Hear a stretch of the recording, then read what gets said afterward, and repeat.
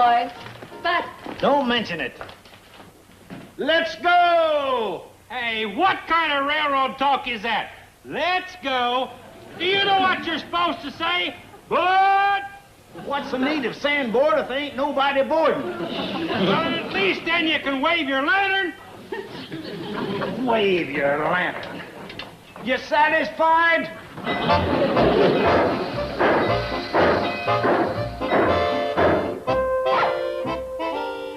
Don't ever let that dog carry my lodge bulletin up here again. What's the matter, Uncle Joe? How do I know when they're holding the annual picnic? Look, punched the date out with his teeth. I'm sorry. Forget about that. We've got a real problem. Homer Bedloe is coming. Not again. He's even got the nerve to ask for our best room over the veranda. If you ask me, I think he'd be more at home under a rock. Yeah, you got something there, Kate. But would it be fair to the other worms? What do you suppose he's up to, Mom? Your guess is as good as mine. You call this research? There's nothing here that I can use. Now, please try to understand my position, Miss Ormsby. For 4 years, I've been trying to get rid of the cannonball. For 4 years, I've been spending my vacations out there trying to derail that eyesore. And for 4 years, I've been coming back worn out, nerves frazzled, and still that ridiculous wood-burning monstrosity continues merrily on its way. Toot! Toot! Toot! Mr. Bedloe, so why do you keep fighting the cannonball? Why? Why did Columbus sail the ocean blue? Why did Sir Hillary climb the Matterhorn? I'll tell you why. Because it's there. Kate! Kate! Uncle Joe, what is it? I don't know. I took my blue serge suit out of the cedar chest. I put her on. The next thing I knew, I couldn't straighten up. Something must have hit me. Well, those mothballs are mighty overpowering. This is serious, Kate. Somebody better go fetch Doc Stewart. Betty Joe, go flag down the cannonball. Oh.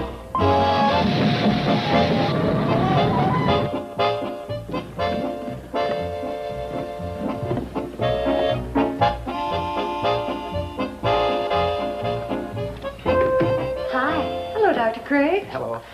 Dr. Stewart couldn't come. He has sciatica. Oh, how wonderful. Oh, I mean, that's too bad.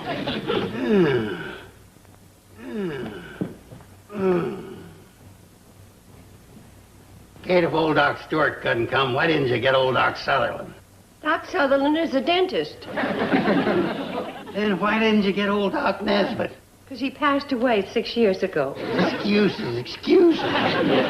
Why don't you just let me examine you? Because what I got's old aches and old pains and calls for an old doctor. When I get one of them newfangled modern diseases, then I'll call on you. We don't even know anything about his prices. Old Doc Stewart lets me play cribbage, double or nothing for my bill. Already into him 2 throat swabs and an eye chart test. Don't worry about the bill. I'm just substituting for Dr. Stewart. Now, if you'll take off your coat. I can't, Doc. The pain's got me doubled up and I just can't do her.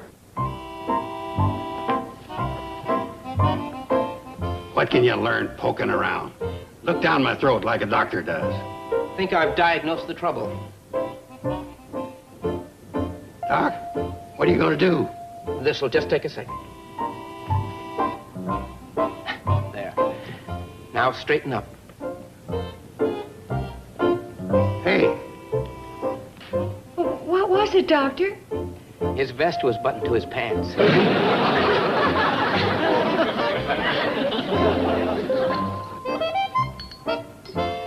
Let me pour you a second cup of coffee, Doctor. Thanks. Mr. Carson, I'm sorry if I embarrassed you. Believe me, it won't happen again. As a matter of fact, it can't. I'm leaving the valley. You're leaving? Mom, that's terrible. Gee, why? Simple economics. There just isn't enough business in the office for me and Doc Stewart. Maybe we could do something. Start an epidemic or something. I was just trying to help out. That's the emergency whistle. Boy, you're getting good at coming in late. Boys, trouble on the track? Big emergency. Fred Ziffle's pig Arnold has the sniffles. Oh, my God. Fred must be beside himself. Doc, better get aboard. He needs you pretty bad. What? This Fred Zippel, he expects me to doctor a pig? Oh, I think he trusts you. You know, coming from Fred, it's quite a compliment when he allows you to treat Arnold. Sorry, but I happen to be a people doctor, not an animal doctor. Well, Doc, this may sound odd to you, but Fred kind of considers Arnold one of the family. Doc, if you're set on treating humans, you could look in on Fred's wife while you're there. Yeah, she's been sick of bed for a couple of weeks. Really? What happened? Caught cold lying in the draft of the pigsty. His wife? No, Arnold. I suppose a patient is a patient.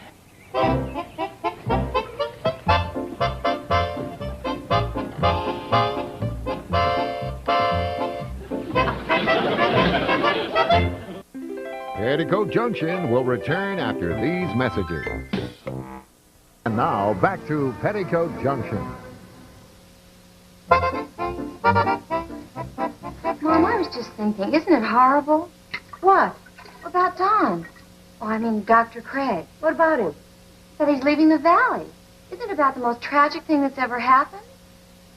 Well, I wouldn't exactly rate it with the locust plague or the flood of 54, but yeah, it's too bad, I guess. Just think, I mean, how many really eligible bachelors are there in the valley? Why do you think you cared, as long as Steve Elliott was one of them? Well, it never hurts to have a spare. Hi. Hi. Well, how'd it go? Well, I must have done all right. I got prompt pay. Is that what Fred gave you for curing his pig? Yep. And this cucumber for curing his wife. Well, it appears he was mighty grateful. Oh, and while I was there, I got another patient. Oh? A fellow named Crawford. He saw the train had stopped and came over to investigate. He said he was sorry that he hadn't been able to get in. Free? No, he owes me a dozen eggs. 11 if he pays his bill by the 1st. Oh, well, then you'll be staying here at least that long. No, not like...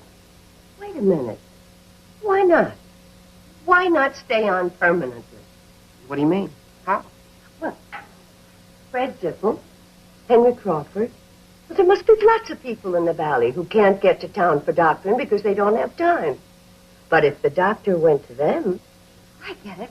You mean make house calls from the Cannonball. Oh, Mom, you're terrific.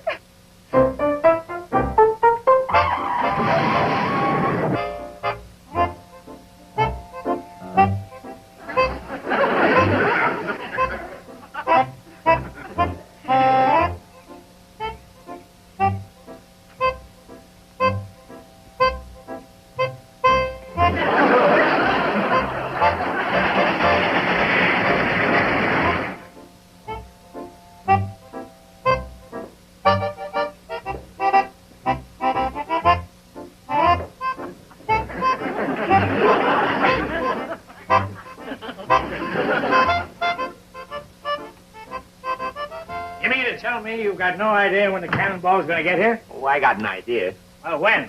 It'll probably come today. I'd appreciate it if you wouldn't pound the counter like that. Have to break up the cookies in the cookie jar. Well, I'm sorry. That's all right. It's just that I'd have to sell them for seconds. What do you mean the Cannonball probably come here today? Doesn't it come every day? Well, not lately. Not since Doc Craig's been doctoring people along the right-of-way. What's that got to do with it? Well, naturally, he has to work from the train. He can wait until he swabs a throat or delivers a calf. What sort of a railroad is this anyway? Well, you ought to know. Your company owns it. But if you're really interested, I think it's a standard gauge with a 460 type wood-burning locomotive and a combination of coach. That's not what I mean.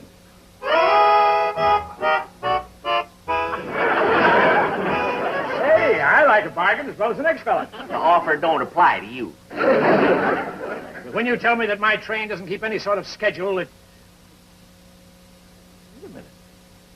That might be the break I'm looking for. Hello. Operator? This is Homer Bedlow, the Vice President of the CNFW Railroad. I want to put through a collect call to my home office. Mm-hmm. Area code's 320 and the number's 5553270. Dead. What? Yes, I'm phoning from Drucker's store. What? Oh, all right. Sarah says to say hello and save her 6 ears of delicious corn. She's got him. Got him. Huh? Yeah, well, what about my call now? Hello, Miss Ormsby, this is Homer Bedloe. Now, will you please pay strict attention? Yes, I want you to look up the franchise on the Cannonball, paying particular attention to the regulation governing schedule maintenance. Have you got that?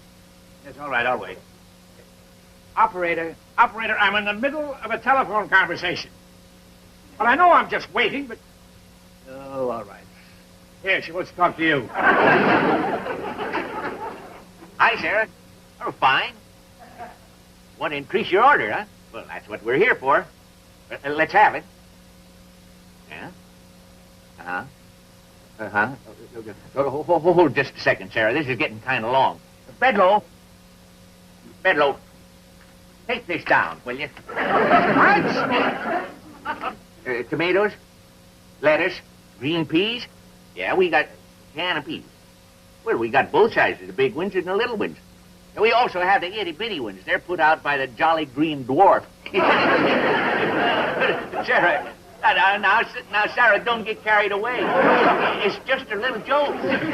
Sarah, tell her a joke, and the first thing you know, she starts laughing and rocking and pulling out all the plugs in her switchboard. What's that, Sarah? Oh, yeah, just a second. Your party's back on the line. Hello? Hello, Miss Ormsby, yes. Sarah, stop laughing. Sarah, will you please stop laughing? No, Miss Ormsby, I'm not phoning from a cocktail lounge. That's these ridiculous characters around here. Watch it. Sarah can unplug you like that. All right, Miss Ormsby, let me have the report. Yes. Oh. At least once every 24 hours, huh? I thought it was something like that. Well, thank you, Miss Ormsby. Thank you very, very much. Jolly Green Dwarf, huh? That's good. That's very nearly funny. Here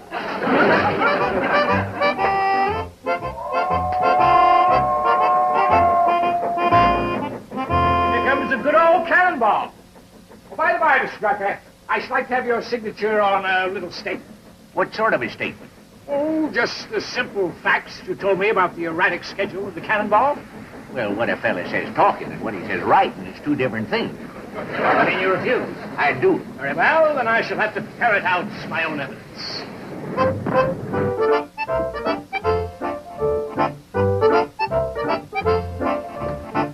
Hi, Sam. Got a long list for you today. Kate, Bedloe's here. Uh-oh, I'd forgotten all about it. He made a phone call to his home office about the Cannonball, and he hung up happy as all get out. He's up to something. Oh, a very good day to you, Mrs. Bradley, and to you too, Sam.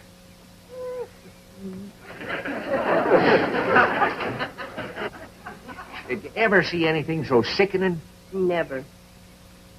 See you, Sam. Oh, Kate, what about your list? That can wait. I'm going to get back on the Cannonball with Homer Bedloe.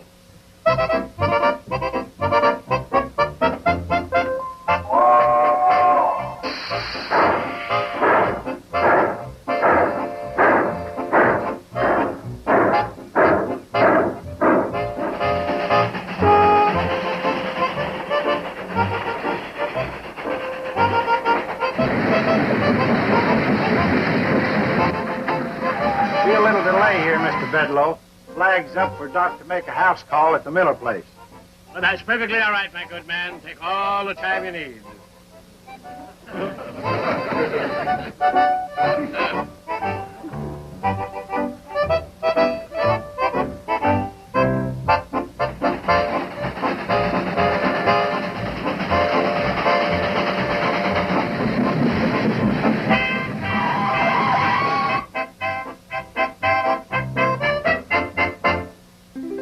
Petticoat Junction will return after these messages.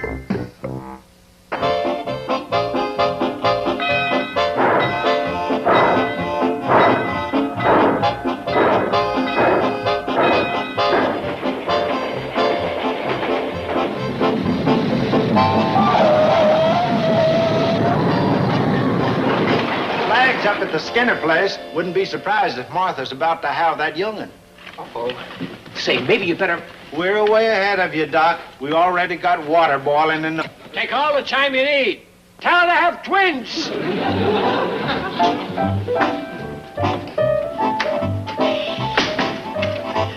Well, I think I'll just step out and stretch my legs for a bit. Huh?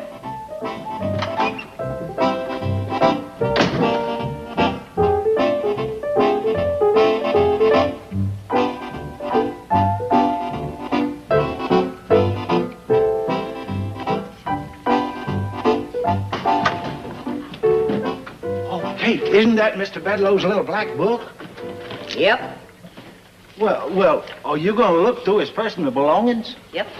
Good thinking. What does it say? Departed Hooterville 2 p.m. Stopped at farm to pick up doctor 2:45 p.m. Left farm 3:15 p.m. Arrived Shady Rest 5 p.m. Train stayed over at Shady Rest. Train departed Shady Rest 8 a.m. Train stopped Skinner's Farm 9:30 a.m. What do you make of this, Floyd? Well, for a diary, it ain't too racy, especially for a city fella. It isn't exactly a diary. For some reason, he's keeping track of when the cannonball starts and how far it goes. I wonder why...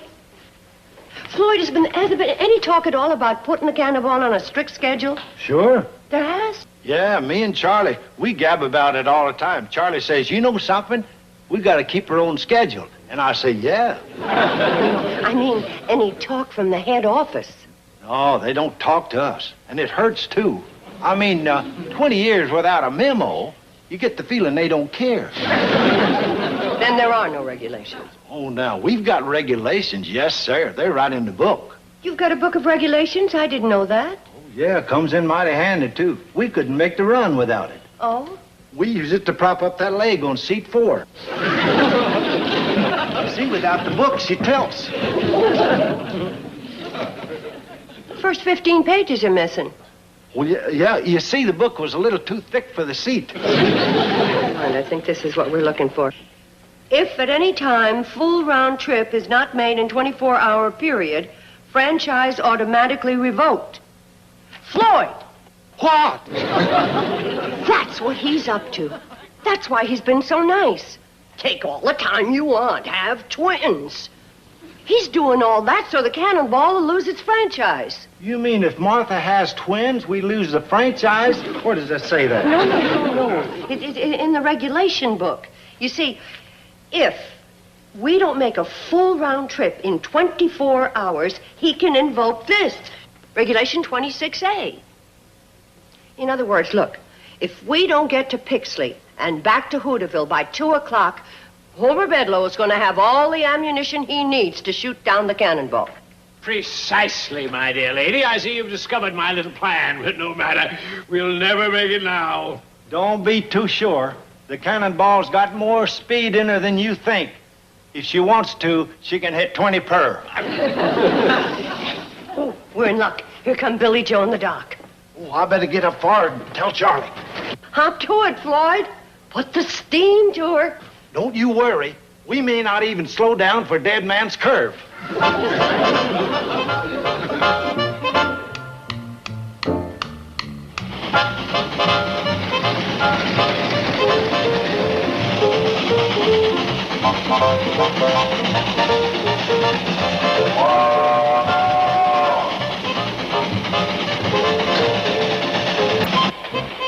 I think we're going to make it.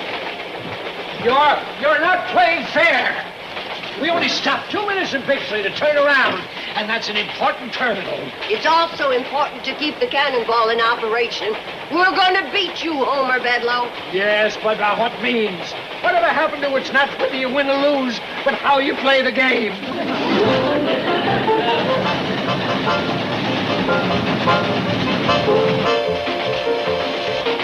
The flag's up at the Andersons, and we're not stopping. If we do, we'll never make it. They have all those children.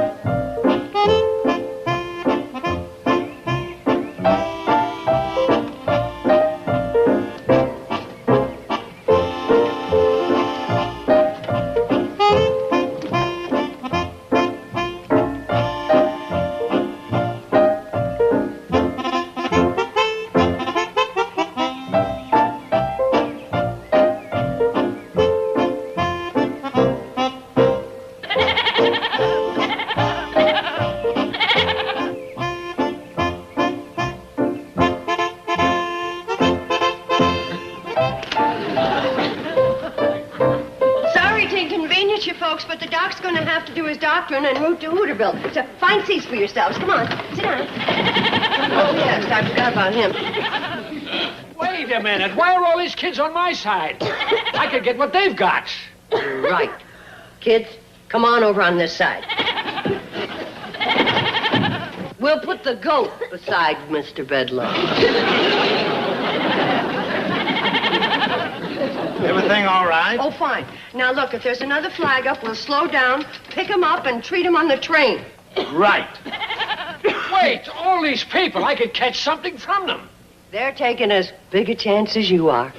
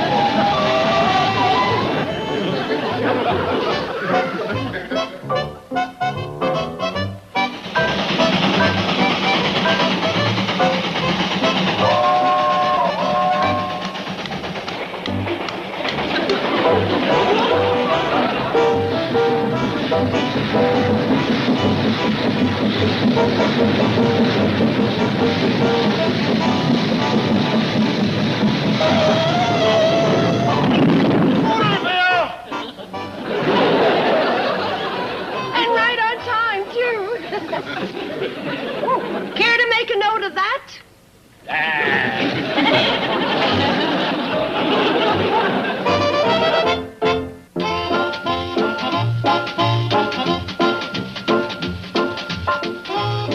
Next up here in TV Land, your chance to catch up on the happenings around Hill Street Station. It's 5 straight episodes of Hill Street Blues ahead. And as always, shown in their original broadcast order. Stay tuned.